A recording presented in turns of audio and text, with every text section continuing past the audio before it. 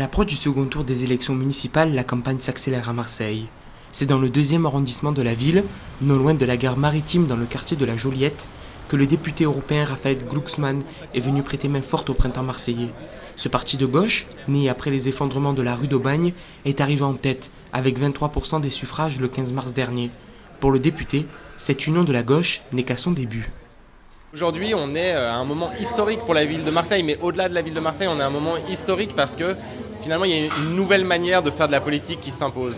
Et donc là, il y a l'occasion justement d'un grand changement, d'une grande transformation, d'un bol d'air frais, d'une movida marseillaise. Ce moment où finalement, ce qui a été très ossifié, tombe, laisse la place à autre chose. C'est des moments qui sont extrêmement joyeux en fait, qui sont extrêmement puissants dans la vie démocratique des nations, et c'est tout ce que je souhaite à Marseille. Il y a 2 ans, ce qui semblait évident, c'était que la gauche allait être morcelée et que la droite et le système allaient l'emporter, comme d'habitude.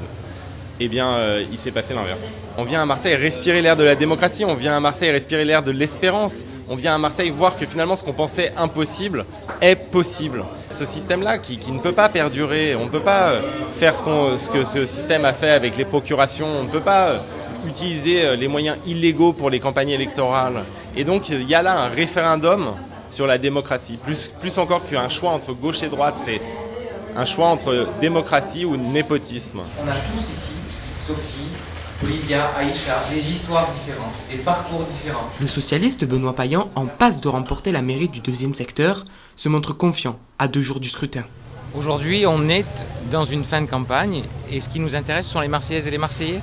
On est uniquement à la rencontre des Marseillaises et des Marseillais. On présente notre projet, notre programme, notre volonté de changer la ville. On est à 5 jours d'un 2e tour historique où les Marseillaises et les Marseillais peuvent changer le destin de leur ville.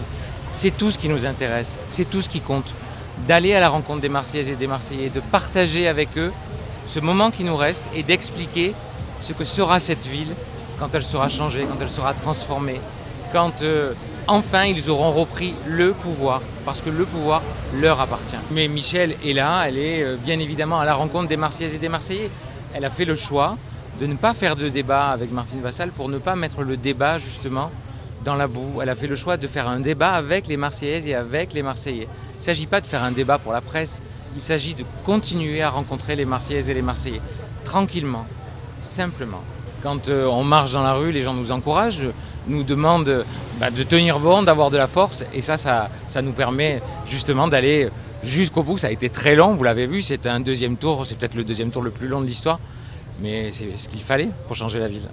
Madame la Présidente, comment ça va? Comment allez-vous? On part en bateau là, on y va. Vous venez avec nous? Ah bon, très bien, bonjour tout le Le monde. Pôle France, qui va accueillir les JO 2024 à Marseille pour les compétitions de voile, reçoit la visite de Martine Vassal, candidate des Républicains. Dans la tourmente, la présidente de la métropole se dit confiante, malgré les attaques dont elle fait l'objet. Bien sûr, je suis confiante, je suis optimiste et j'espère que vraiment les Marseillais et les Marseillaises, les métropolitains et les métropolitaines regarderont bien ce qui leur est proposé. Moi, je suis fière de mon projet.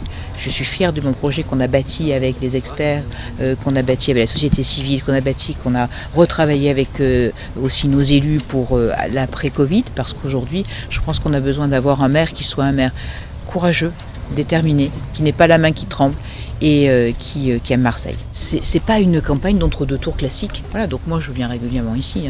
Le sport, c'est un des éléments de mon pilier de mon programme. C'est normal que Jean-Claude Gaudin, qui a apporté son soutien dès le premier moment, soit ici aujourd'hui. J'en suis ravie. Rien n'est triste dans une campagne électorale. Tu es parti trop tôt, tu es venu si tard, guettant ta voix dans la voix du vent. Ça va et toi? On a démontré qu'ici, on pouvait faire de la politique autrement, de la politique proprement, ce qui marque une grande différence avec l'ensemble de la classe politique.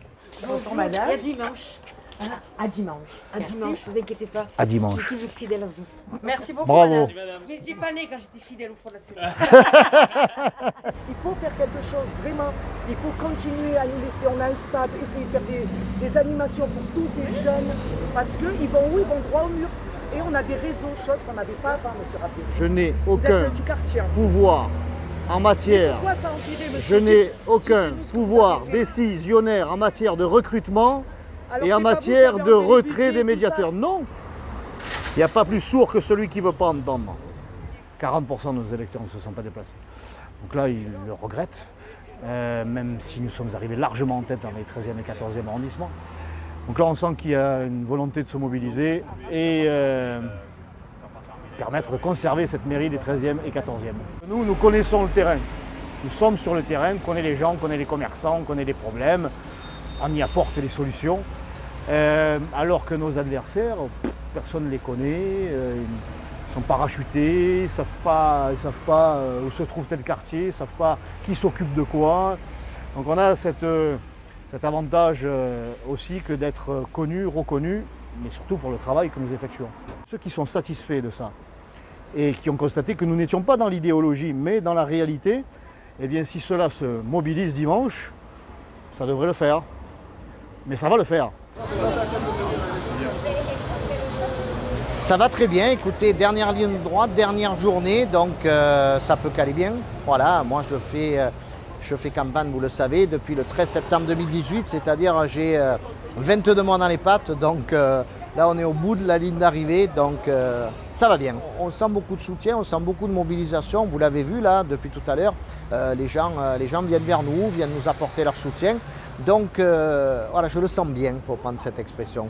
Quand on fait de la politique, qu'on a envie d'en faire proprement, dignement, on a cette envie d'essayer de faire bouger les choses. La politique aujourd'hui, c'est dur, hein, c'est très très dur. Alors moi j'ai connu la politique il y a quelques dizaines d'années, il y avait encore, allez, si j'ose dire, des codes un peu d'honneur, il y avait du respect, il y avait de la fidélité. C'est beaucoup plus compliqué aujourd'hui. Donc il faut être énormément motivé. Il faut avoir envie de servir les autres. Moi c'est ce qui m'anime depuis des années, ce qui m'animera. Et le jour où j'en aurai marre, le jour où j'aurai plus cette foi, cette envie, cette volonté de servir les Marseillaises et les Marseillais, et plus particulièrement ceux des 4e et 5e arrondissements, j'arrêterai.